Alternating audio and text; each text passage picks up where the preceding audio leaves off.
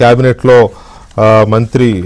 మంత్రులను ముఖ్యమంత్రి క్లాస్ పీకినట్టుగా తెలుస్తోంది. ఎందుకంటే స్థానికంగా కొంతమంది ఎమ్మెల్యేలు అనవసరమైన వివాదాలు తలదూర్చడం కానీ లేకపోతే వివాదాల కారణమవుతుండడం కానీ పార్టీ ఇంటర్నల్గా జరుగుతున్న వివాదాలు లేక ప్రజలకు సంబంధించిన విషయాల్లో కూడా లేనిపోని కాంట్రవర్సీస్ క్రియేట్ చేస్తున్నారు కొంతమంది అనే విషయంలో ముఖ్యమంత్రి సీరియస్ అవ్వడము, అలాగే దానికి ఇన్ఛార్జి మంత్రులనే బాధ్యుని చేయడం, ఎమ్మెల్యేలు ఎక్కడైనా తప్పులు చేస్తున్నారు అని అంటే అది ఇన్ఛార్జి మంత్రులు సరిగ్గా దాని మీద మానిటర్ చేయకపోవడం వల్లనే ఇలాంటి పొరపాట్లు జరుగుతున్నాయి. కాబట్టి ఇక నుంచి ఇన్ఛార్జి మంత్రులదే బాధ్యత అని అంటూనే ఎవరైతే వివాదాల కారణమవుతున్నారో వాళ్ళ విషయంలో కూడా స్ట్రిక్ట్గా ఉంటారని ముఖ్యమంత్రి అన్నారు. అయితే ఇన్ఛార్జి మంత్రులను ఎందుకు బాధ్యులు చేశారు, ఇది ఎటు దారి తీయబోతోంది, ఈ గొడవల మీద తెలుగుదేశం పార్టీ చాలా తీవ్రమైన కాన్సన్ట్రేషన్ పెంచిందా అని ఒక అంశం అయితే లోకేష్ కూడా ఇవాళ ఉదయం క్యాబినెట్కు ముందు కొంతమంది మంత్రులతో సీనియర్ నేతలతో కూడా సమావేశమైనట్టు చెప్తున్నారు. ఆ సమావేశంలో ఆయన కొత్తగా ఎన్నికైన తొలిసారి అంటే ఫస్ట్ టైం ఎన్నికైన ఎమ్మెల్యేలకి మంచి చెడు తెలియడం లేదు, ఏది మంచి ఏది చెడు తెలియకుండా అవగాహన రాహిత్యంతో లేనిపోని కాంట్రవర్సీస్ క్రియేట్ చేస్తున్నారు.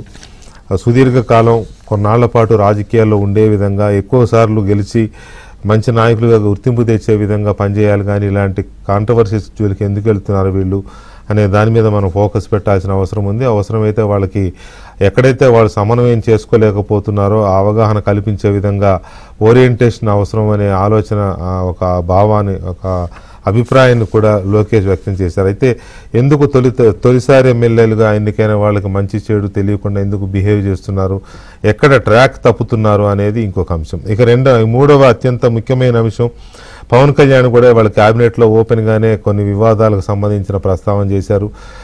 స్థానికంగా లేకపోతే రాష్ట్ర స్థాయిలో జరిగే కొన్ని వివాదాలకు సంబంధించి అది రెవెన్యూ కావచ్చు, ఫారెస్ట్ కావచ్చు, ఇంకేదైనా అడ్మినిస్ట్రేషన్ పరమైన శాఖాపరమైన వివాదాలు లేదా రాజకీయపరమైన వివాదాలు, ఈ వివాదాల్లో పార్టీలే ప్రభుత్వం యొక్క రాష్ట్రం యొక్క ప్రయోజనాలను దృష్టిలో పెట్టుకుని పార్టీలు రాజీ పడుతున్నా కూడా కొంతమంది నాయకులు నియోజకవర్గ స్థాయిలోనో జిల్లాల స్థాయిలోనో లేకపోతే రాష్ట్ర స్థాయిలోనో కొంతమంది నాయకులు రాజీ పడకుండా లేకపోతే కాంప్రమైజ్ అవ్వకుండా అనవసరమైన గొడవలకు వెళ్ళి వివాదాలను ఇంకా పెంచి పెద్ద చేస్తూ ప్రభుత్వ ప్రతిష్టకు ఇబ్బంది తెచ్చే విధంగా బిహేవ్ చేస్తున్నారు. కాబట్టి ఇది సీరియస్గా తీసుకోవాలని స్వయంగా మీరే జోక్యం చేసుకుని వీళ్ళందరికీ గట్టిగా చెప్పాల్సిన అవసరం ఉందని పవన్ కళ్యాణ్ స్వయంగా ముఖ్యమంత్రి చంద్రబాబు నాయుడిని కోరిన పరిస్థితి స్థానికంగా ఎలాంటి సిచ్యువేషన్ ఉందనేది మనకు చెప్పకనే చెప్తోంది. ఈ అంశం మీద ఢిల్లీకి సంబంధించిన అప్డేట్స్ ఇంకా వస్తున్నాయి. అది ఆ చర్చలోకి వెళ్ళి ఆ ఢిల్లీ అప్డేట్స్ చూసే ముందు ఒకసారి మనం ఆంధ్రప్రదేశ్ క్యాబినెట్లో ఇవాళ క్యాబినెట్ మీటింగ్లో ఈ కొంతమంది ఎమ్మెల్యేలకు సంబంధించిన వివాదాలు, తర్వాత కొన్ని కీలకమైన అంశాల్లో పార్టీలు రాజీ పడిన నేతలు సర్దుకోకపోవడం, ఈ అంశాల మీద చర్చ జరిగింది. ముఖ్యమంత్రి ఇన్ఛార్జ్ మంత్రుల్ని బాధ్యులు చేస్తూ కొన్ని కామెంట్స్ కూడా పాస్ చేశారు. దీని మీద మనం చర్చిద్దాం. చర్చలో మనతో తెలుగుదేశం పార్టీ జాతీయ అధికార ప్రతినిధి కుమారెడ్డి పట్టాభిరామ్ గారు, అలాగే బొలిశెట్టి శ్రీనివాస్ గారు జనసేన తాడేపల్లిగూడెం శాసనసభ్యులు, అండ్ విక్రమ్ పూలా గారు సీనియర్ జర్నలిస్టు రాజకీయ విశ్లేషకులు మనతో చర్చలో పాల్గొంటున్నారు. ముందుగా పట్టాభిరామ్ గారు నమస్తే అండి. నమస్కారం వికే గారు. పట్టాభి గారు, స్ట్రైట్ అవే ఏంటి ఇవాళ దీని మీద మంత్రి మండలిలో చర్చించే స్థాయిలో ఎందుకు దీనికి ఎంత ప్రయారిటీ వచ్చింది? కొంతమంది ఎమ్మెల్యేలు వివాదాల్లో తలదోచడము లేదా వివాదాలకు కారణమవుతున్న పరిస్థితి, వీటి మీద అంటే ఈ మధ్య కాలంలో చంద్రబాబు నాయుడు గారు చాలా నిశ్చితంగా సూక్ష్మంగా ఎమ్మెల్యేల యొక్క పనితీరుని గమనిస్తున్నారండి. లోకేష్ గారు కూడా ముఖ్యంగా మనం నిన్న మొన్నట్లో చూసినటువంటి వార్త కూడా దాదాపు 48 ఎమ్మెల్యేలకి నోటీసులు కూడా ఇచ్చారు. అంటే ఈ పెన్షన్ల పంపిణీ, అదేవిధంగా సీఎంఆర్ఎఫ్ చెక్కుల పంపిణీ కార్యక్రమాల్లో కూడా పాల్గొనకుండా బాధ్యతారహితంగా వహిస్తున్నటువంటి ఎమ్మెల్యేలకు కూడా నోటీసులు ఇవ్వడం కూడా జరిగింది. ఎందుకంటే ఇక్కడ వికే గారు, ఈ అధికారం ఎన్డీఏ కూటమికి రాష్ట్రంలో అధికారం అనేది ఊరినే దక్కలేదండి. 5 సంవత్సరాలు ఢిల్లీ చంద్రబాబు నాయుడు గారి దగ్గర నుంచి కింద స్థాయిలో ఉన్నటువంటి ఒక కార్యకర్త వరకు ఎంతో పోరాడి ఆనాటి రాక్షస ప్రభుత్వం పైన ప్రాణాలకు తెగించి పోరాడి ఈ రోజున అధికారంలోకి వచ్చాం. ప్రజలు కూడా అనేక ఆకాంక్షలు పెట్టుకున్నారు. ప్రజలు కూడా ఒక ఎక్స్పెక్టేషన్ తో ఆనాటి అరాచక ప్రభుత్వాన్ని గద్దె దింపింది దేనికంటే మళ్ళీ వాళ్ళ ఆశలకు అనుగుణంగా ఒక మంచి ప్రభుత్వం అధికారంలో ఉండాలి, చంద్రబాబు నాయుడు గారు ముఖ్యమంత్రిగా ఉంటే మనకు అన్ని రకాలుగా బాగుంటుంది, ఇటు అభివృద్ధి పరంగా కానీ సంక్షేమ పరంగా కానీ లా అండ్ ఆర్డర్ విషయంగా కానీ అన్ని వ్యవస్థల్లో కూడా ఒక మార్పు చూస్తాం మనం అని ఒక ఎక్స్పెక్టేషన్ తో 164 సీట్లతో ఒక భారీ మ్యాండేట్ ఇచ్చారు. కాబట్టి అది ఆ మ్యాండేట్ మనం ఇంకా మరింత బాధ్యతగా స్వీకరించి ఇంకా మెరుగ్గా పనిచేయాల్సినటువంటి అవసరం ఉంది. కానీ దురదృష్టం కొంతమంది ఎమ్మెల్యేస్ ఆ రకంగా ఆ స్థాయిలో పనిచేయకుండా కొంత బాధ్యత రాహిత్యంగా వ్యవహరించడం, కొన్ని వివాదాస్పద అంశాల్లోకి వెళ్ళటం, ఇవన్నీ కూడా కొంత ప్రభుత్వానికి ఇబ్బందికర పరిస్థితి. అదేవిధంగా ప్రజల ఆకాంక్షలు కూడా నెరవేరినటువంటి పరిస్థితిలో ఇవాళ కొంత సీరియస్ గానే స్పందిస్తా ఉన్నారు. మొన్న లోకేష్ గారు ప్రజా దర్బార్ పెడితే దాదాపు 4-5 వేల మంది పార్టీ కార్యాలయానికి రావడం కూడా లోకేష్ గారు ఒక రకంగా ఈ పరిస్థితి ఎందుకు ఉత్పన్నం కావాలి, నియోజకవర్గ స్థాయిలో ఎమ్మెల్యేలు పనిచేస్తే అంత దూరం ఒక పెన్షన్ కోసం లేదా ఇంకొక చిన్న చిన్న విషయాలు కూడా మా దాకా ఎందుకు రావాల్సినటువంటి పరిస్థితి ఎందుకు ఉత్పన్నం అవుతా ఉందని చెప్పి దాని మీద కూడా లోతుగా స్టడీ చేయటం, రిపోర్ట్స్ తెప్పించుకోవటం ఇవన్నీ కూడా జరిగాయి. కాబట్టి ఖచ్చితంగా కొంతమంది ఎమ్మెల్యేల పనితీరులో మార్పు అయితే 100% రావాలి. ప్రజలకు అందుబాటులో ఉండటం దగ్గర నుంచి అనవసరమైనటువంటి వివాదాస్పద విషయాల్లోకి పోవటం కానీ, కొన్ని అనవసరమైనటువంటి వ్యాపారాల్లో ఏలు పెట్టడం కానీ, ఇవన్నీ ఏవైతే కొంతమంది చేస్తా ఉన్నారో వారందరినీ కూడా కొంతమంది ఇప్పటికే 1-to-1 పిలిచి చంద్రబాబు నాయుడు గారు హెచ్చరించడం జరిగింది. వారి పనితీరులో మార్పు తెచ్చుకోవాలని చెప్పి గట్టిగా చెప్పడం జరిగింది. ఇంకా కూడా లోతుగా వీరందరిపైన కూడా మేము ఎప్పుడు కూడా ఒక కంట కనపడుతూనే ఉంటాం అని చెప్పి వారిని హెచ్చరించడం, వారి పనితీరు మెరుగుపరచుకోమని చెప్పి వార్నింగ్ ఇవ్వడం కూడా జరిగింది. కాబట్టి ఆ రకంగానే ఇవాళ కేబినెట్ లో కూడా కొంత చర్చ జరిగినటువంటి మాట వాస్తవం. మరి క్షేత్రస్థాయిలో మన పనితీరుని ఏ విధంగా మెరుగుపరచుకోవాలి, అదేవిధంగా ఇన్ఛార్జ్ మినిస్టర్స్ ఇవాళ కేబినెట్ లో ఉన్నటువంటి ప్రతి మంత్రి కూడా ఏదో జిల్లాకి ఇన్ఛార్జ్ గా ఉన్నటువంటి పరిస్థితి. కాబట్టి ఇన్ఛార్జీలుగా ఉన్నటువంటి మీరు ఆ జిల్లాలో అసలు ఏం జరుగుతా ఉంది, ఎమ్మెల్యేస్ ఏం చేస్తా ఉన్నారు, దానిపైన కూడా మీరు దృష్టి పెట్టాలి. ఏదైనా చిన్న చిన్న ఇష్యూస్ ఉంటే ఎమ్మటే మీరు ప్రొయాక్టివ్ గా ఉండి ఆ సమస్యను పరిష్కరించాలి. ఎవరన్నా తప్పుడు అడుగులు వేస్తా ఉంటే వాళ్ళని కరెక్ట్ చేయాల్సినటువంటి బాధ్యత కూడా మీ పైన ఉందని చెప్పి కేబినెట్ మంత్రులందరూ కూడా గౌరవ ముఖ్యమంత్రి గారు చెప్పడం జరిగింది. కాబట్టి ఆ రకంగా ఉన్నటువంటి కొన్ని పరిస్థితుల దృష్ట్యానే ముఖ్యమంత్రి గారు ఇక లేదు, ఉపేక్షించేది లేదు, కొంత కఠినంగా ఉంటానని చెప్పి కొంచెం గట్టిగానే ఇవాళ ఒక మెసేజ్ ఇచ్చారు. రైట్, ఒక్క నిమిషం పతాబ్ గారు, ఒక్క నిమిషం. ఇక్కడ ఎమ్మెల్యే గారు నమస్తే. శ్రీనివాస్ గారు నమస్తే.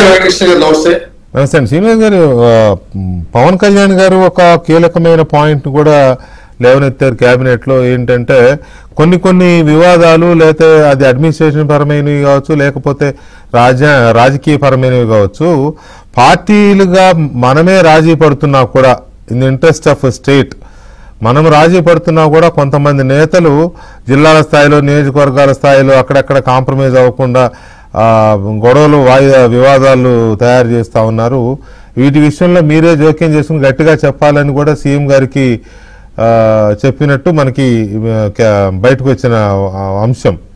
సో ఏంటవి, ఎందుకు అంత ఇదిగా జరుగుతుంది అంటే కొన్ని నియోజకవర్గాలు పొసగడం లేదా నేతలకి, టీడీపీ ఇన్ఛార్జీలకి మీకు, లేదా టీడీపీ ఎమ్మెల్యేలకి మీ ఇన్ఛార్జీలకి, ఇట్లాంటివి ఉన్నాయా? మీకు ప్యానల్ లో ఉన్న మిత్రులందరికీ, ఏబిఎన్ ప్రేక్షకులకి నా నమస్కారం. నమస్తే అండి. యాక్చువల్ గా పవన్ కళ్యాణ్ గారు కూడా మనం అందరికీ, మాకు కూడా ప్రతి మీటింగ్ లోను ఈ కూటమి అనేది 15 సంవత్సరాలు ఉంటే ఆంధ్ర రాష్ట్రం బాగుపడుతుంది కాబట్టి మీరు ఎక్కడా ఈగోకి వెళ్ళొద్దని చెప్పి కూడా మొదటి నుంచి మా ఎమ్మెల్యేలు 21 మంది కూడా చెప్పడం జరిగింది సార్. దీంట్లో ఎలాంటి సందేహం లేదు, భగవంతుడి సాక్షి చెప్తున్నాను. ఇది జరిగింది ఏదో అబద్ధం చెప్పవలసిన అవసరం లేదు. కానీ ఇప్పుడు ఎలా ఉన్నదంటే అండి, ఇక్కడ నాకు టికెట్ వచ్చిన తర్వాత కూడా ఇక్కడ ఉన్న అతను కూడా ఆశిస్తారు కదా, ఇక్కడ ఉన్న ఇన్ఛార్జ్ కూడా ఆశించి ఉండొచ్చు. ఆశించిన తర్వాత కూడా మనం అతనికి ఇచ్చే ఇంపార్టెన్స్ ఎక్కడ కూడా 15 నెలల పాటు నేను చాలా ఏం చేసినా కానీ భరించానండి. కానీ ఇక్కడ ఉన్న పరిస్థితి ఏమైందంటే ఈ జనసేన పార్టీ ఎమ్మెల్యేలకేమో ఎక్కడా కూడా ఫ్రీడమ్, అంటే నా దగ్గర అయితే ఉన్న పరిస్థితి ఏంటంటే అన్నింటిలో ఇన్వాల్వ్మెంట్ ఉంటుంది. యావంటే ఇన్ఛార్జ్ మంత్రులు ఉంటారు, లేకపోతే చైర్మన్ పట్టాభి గారు లాంటి చైర్మన్లు ఉంటారు, వాళ్ళకి సపోర్ట్ చేస్తారు. ఇది మా పార్టీ వచ్చి టైంలో నేనే ఎమ్మెల్యేలు అవుతాను, మీ సంగతి చూస్తాను అధికారులు బెదిరించడం కానీ. లేకపోతే సహకార సంఘాలు బ్యాంకులు ఉన్నాయి సార్, 12 ఉన్నాయి, మాకు 5 రావాలి, ఒకటి బీజేపీకి ఇచ్చాం. 5 ఈ రోజు వరకు ఫైనలైజ్ చేయలేదు, 2 ఇచ్చారు. అంటే తెలుగుదేశానికి 4 చేశారు, ఇది 2 చేశారు. ఇది ఆల్రెడీ నేను కళ్యాణ్ గారి దృష్టిలో కూడా పెట్టాను.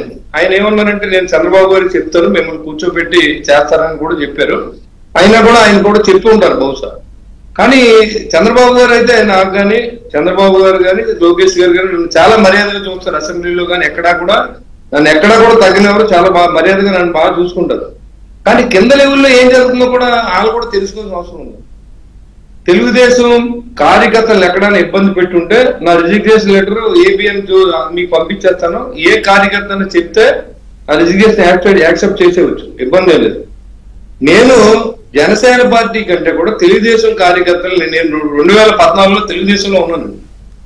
2014 నుంచి తెలుగుదేశంలో ఉండి నేను కొన్ని కారణాల వల్ల జనసేనలోకి వెళ్ళడం, జనసేనలో స్టాండీగా ఉండడం, అప్పుడు బాబు గారు కూడా నా ఇన్ఛార్జ్ గా ఉండమంటే ఉండండి, ఇక్కడ ఉన్న యూత్ అంతా ఇబ్బంది పడతారు కాబట్టి నేను ఇక్కడే ఉంటానని చెప్పడం, నాకు సీట్ ఇస్తానని చెప్పడం కూడా జరిగింది. దీంట్లో ఏమాత్రం అవాస్తవం లేదు.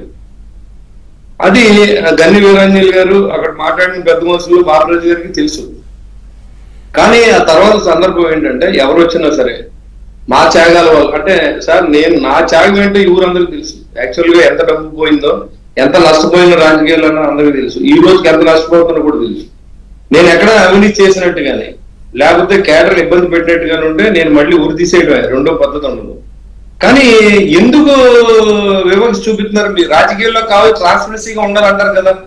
నేను ట్రాన్స్పరెన్సీగా ఉన్నప్పుడు కూడా నేను ఎందుకు ఈ రాష్ట్రంలో ఇబ్బంది పడాలనేది నాకు ఒక క్వశ్చన్ అండి. నేను ఆల్రెడీ అధిష్టానానికి ఎప్పుడు చెప్పలేదు, చంద్రబాబు గారు కూడా చెప్పలేదు ఈ రోజు. అంటే మీరు చెప్పారు, మీరు అడిగారు కదా, మీరు చెప్పారండి, నేను కాదని, అయ్యో బయలు మీరు చెప్పారు. కానీ ఇది ఒక ఇండివిజువలే కాదు, మొత్తం ఒక జనరలైజ్ అయిపోయింది ఆ టాపిక్. అది అవుతుందండి జనరల్, ఎందుకంటే కేబినెట్ లో పాయింట్ అవుట్ చేసే స్థాయికి వచ్చింది కదా అని అడుగుతున్నా. అది కాదు, ఇక్కడ ఒకటి చెప్తున్నాను సార్, నేను ఎమ్మెల్యేగా ఉన్నాను. నా స్థాయిలో పాటు ఆయనకి గౌరవించాలని సీఎం రిలీఫ్ ఫండ్ చెక్లు ఇచ్చినా, లేకపోతే ఆయనే ప్రెస్ మీట్ పెట్టి నేను ఫండ్స్ తెచ్చానని చెప్పేసిన ఎమ్మెల్యే సంబంధం లేకుండా ప్రోగ్రామ్స్ పెట్టుకున్నా వాళ్ళు కోఆపరేట్ చేస్తారు పార్టీ కాబట్టి. కానీ నేను ఏ రోజు కూడా వాళ్ళని పిలవకుండా అక్కడ ఉన్న అధికారులు కూడా చెప్పాం. ఎంతో ఏంటంటే మనం చెప్పినా మనకు అనవసరమైన అధికారులు కూడా చెప్పడం జరిగింది. ఇగో ఇలా ఉంది, మీరు పిలవండి, ఆయన్ని పిలిచి ప్రతి ప్రోగ్రామ్ పిలుచుకోండి, ప్రోటోకాల్ ఉంటే ఉండొచ్చు అని చెప్పి కూడా మనం చెప్పాం. అయినప్పుడు కూడా మీరు ఎవరైనా ఎమ్మెల్యే దగ్గరికి వెళ్తే మీకు ఏ పదవి ఉండదు. తెలుగుదేశం నాయకులు కూడా ఇప్పుడు ఈ రకమైన బెదిరింపులతో ఎంతకాలం ఏమాత్రం మేము ఎమ్మెల్యేలు అయ్యామంటే ఇండిపెండెన్స్ కోరుకుంటాం, మాకేమి అధికారం శాశ్వతంగా ఉండదని మాకు తెలుసు. మీకు కొత్తగా పదవి చేయట్లేదు. నేను మున్సిపల్ చైర్మన్ చేశాను, ప్రో లీడర్ చేశాను, కౌన్సిలర్ చేశాను, జిల్లా ప్రెసిడెంట్ అన్ని నాకు ఉన్నాయి, క్వాలిఫికేషన్ ఉంది, నేను కొత్తగా రాలేదు. కానీ ప్రతిరోజు రాజీపడి బతకాలని అంటే చాలా కష్టంగా ఉంది. ఇప్పుడు అదే జనసేన కార్యకర్తల పరిస్థితి ఏంటంటే తెలుగుదేశం నెక్కిన చోట పట్టించుకుని నాదులు లేడు. మీకు చెప్తున్నాను, వాళ్ళందరూ నాతో మాట్లాడతారు. నేను స్టేట్ అంతా తిరుగుతాను కాబట్టి నాకు అందరూ మాట్లాడతారు. మాట్లాడినప్పుడు కూడా వాళ్ళు ఇదన్నా మమ్మల్ని చాలా హీనంగా చూస్తున్నారు, మీరెంత గౌరవంగా చూసినా మేము ఇబ్బంది పెడుతున్నారు. కాబట్టి ఇది అవసరమైతే ఓసీపీతో కలిపితే కానీ సిద్ధపడుతున్నారు, కానీ జనసేనతో కలిపితే కొంతమంది నచ్చట్లేదండి. ఇది ఫ్రాంక్ గా మీరు ఎంక్వైరీ చేసుకోవచ్చు. ఎంక్వైరీ కాదు, క్యాబినెట్ లోనే మాట్లాడారు అని అంటే అది చిన్న విషయం అయితే క్యాబినెట్ లో ఎందుకు మాట్లాడతారు, విడిగా కలిసి మాట్లాడతారు. కానీ సో అది అంతవరకు అందులో ఆ సీరియస్నెస్ ఉంది కాబట్టి కదా నేను డిబేట్ పెట్టింది. రైట్, ఒక్క మాట శ్రీనివాస్ గారు, ఒక్క నిమిషం. విక్రమ్ గారు యాక్చువల్ గా ఢిల్లీలో జరిగిన ఇన్సిడెంట్ లో డెత్ టోల్ పెరుగుతా ఉంది. దాంట్లోకి నేను వెళ్లే ముందు విక్రమ్ గారు, ఈ వివాదాలు, ఈ గొడవల మీద కేబినెట్ లో మాట్లాడే స్థాయికి వచ్చింది అని అంటే మీ విశ్లేషణ ఏంటి బ్రీఫ్ గా ప్లీజ్? ఇప్పుడు మీరే ఇందాక మంత్రి గారితో మాట్లాడుతా బజ్ క్రియేట్ అయింది రాష్ట్రంలో, అదే విధంగా అవును దేశంలో కూడా అనే మాట మాట్లాడారండి. ఎస్, అంటే ప్రభుత్వ పనితీరు కావచ్చు, లేదంటే పెట్టుబడులకు సంబంధించి అనేక అంశాలకు సంబంధించి డెఫినెట్ గా there is a buzz. Even పొరుగు రాష్ట్రాల ముఖ్యమంత్రులు కొంతమంది మంత్రులు కూడా ఇక్కడ ఆంధ్రప్రదేశ్లో ఏం జరుగుతుంది, ఏం తీసుకుపోతున్నారు అన్నట్టుగా వాళ్ళు కూడా కొంత ఆతృతగా చూస్తున్నటువంటి పరిస్థితి ఉన్నది వాళ్ళు. అటువంటిది దానికి ఏంటంటే రాష్ట్రంలో కూడా పార్టీల్లో కూడా ఏదైతే రాష్ట్రంలో ఆ బజ్ ఉన్నదో అది పార్టీల్లో కూడా ఉండాలి. అది కనపడతలా, అంటే కన్వెన్సరేట్ అవ్వాలి. ఏదైతే రాష్ట్రంలో ఒక పండుగ వాతావరణం, ఉత్సాహం, రాష్ట్రానికి పెట్టుబడులు వస్తున్నాయి, రాష్ట్రం రివైవ్ అవుతున్నది మళ్ళీ అని ఏదైతే జరుగుతున్నదో ఆ వాతావరణానికి భిన్నమైనటువంటి వాతావరణం పార్టీల్లో ఉందనుకోండి, ఇదంతా వెనక్కిపోయి ఆ పార్టీల విభేదాలు, తెలుగుదేశం పార్టీలో అంతర్గత విభేదాలు, జనసేనకి తెలుగుదేశాన్ని పడకపోవటం, లేకపోతే బీజేపీకి తెలుగుదేశం, ఇట్లాంటి వార్తలు వచ్చినాయి అనుకోండి, దానివల్ల ఏమవుతుంది, చాలా శ్రమంతా బూడిదలో పోసిన పన్నీర్ అవుతుంది కదా. ముఖ్యంగా మనకి 2-3 రోజుల్లో ఇది జరగబోతుంది, సమ్మిట్ జరగబోతుంది. సమ్మిట్కి సంబంధించినటువంటి అన్ని అంశాలని మన మంత్రి గారు చెప్పారు. దాదాపు 30 దేశాల నుంచి కూడా వాళ్ళ ప్రతినిధులు వస్తున్నారు, కామర్స్ మినిస్ట్రీస్ వస్తున్నారు, చాలా కీలకమైనటువంటి ఉపన్యాసాలు ఇస్తారు, ఎంఓఏలు కుదుర్చుకుంటున్నారని చెప్తున్నటువంటి తరుణంలో ఇవాళ ఈ రకమైనటువంటి వివాదాలు, ఎందుకంటే మనందరికీ తెలుసు సోషల్ మీడియాలో వీటికి ఎక్కువ ప్రాధాన్యత వస్తూ ఉంటుంది.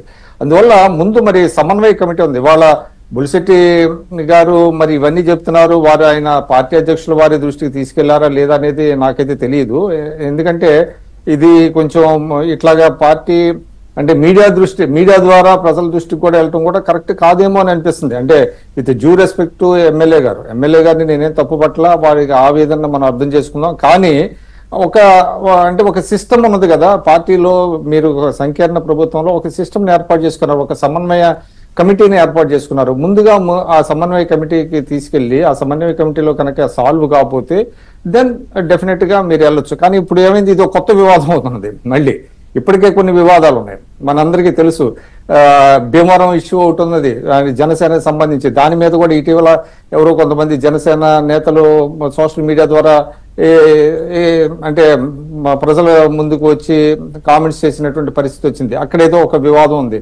సో ఇవన్నీ ఏంటంటే ఇవన్నీ అస్త్రాలుగా వైఎస్ఆర్సీపీకి మిగతా వాళ్ళందరికీ కొన్ని అస్త్రాలుగా ఉంటాయి. ఇదంతా ఏంటంటే ఇంత శ్రమ కూడా బూడిదలో పోసిన పన్నీర్ అవుతుందేమో అనేటువంటి ఒక ఆవేదన డెఫినెట్ గా ఉంటుంది. కాబట్టి దీని మీద ఇవాళ నేను అనుకోవటం సీఎం గారు మాట్లాడినట్టున్నారు. ఏదేమైనప్పటికీ కూడా పార్టీని ఆయన కంట్రోల్ చేయటం, అదేవిధంగా సమన్వయపరుచుకునే దీంట్లో ఆ సమన్వయ కమిటీలని ఎప్పటికప్పుడు మరి సమన్వయం చేసుకొని ఈ వివాదాలు ఏదైతే ఉన్నాయో అన్ని చోట్ల ఉన్నాయి. ఇక్కడ నేను కూడా వింటున్నాను తెలుగుదేశం విక్రమ్ గారు, సారీ, ఈ ఢిల్లీ ఇన్సిడెంట్ కొంచెం సీరియస్ ఇదైంది, దాంట్లోకి మనం వెళ్ళాల్సిన అవసరం కనపడుతుంది. విక్రమ్ గారు థ్యాంక్ యూ వెరీ మచ్ అండి. అలాగే ఎమ్మెల్యే గారు శ్రీనివాస్ గారు నమస్తే అండి, థ్యాంక్ యూ. అండ్ పట్టాభి గారు థ్యాంక్ యూ వెరీ మచ్ అండి చర్చలో పాల్గొన్నారు.